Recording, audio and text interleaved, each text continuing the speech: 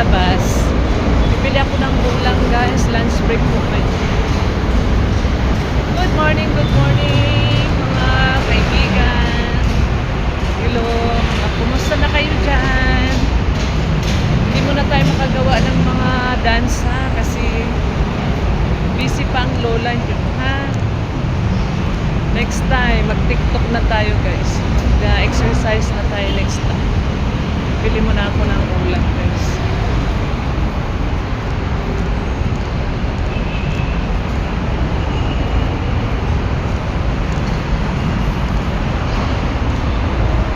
Ako sa labas guys. Hanap ako ng ulam.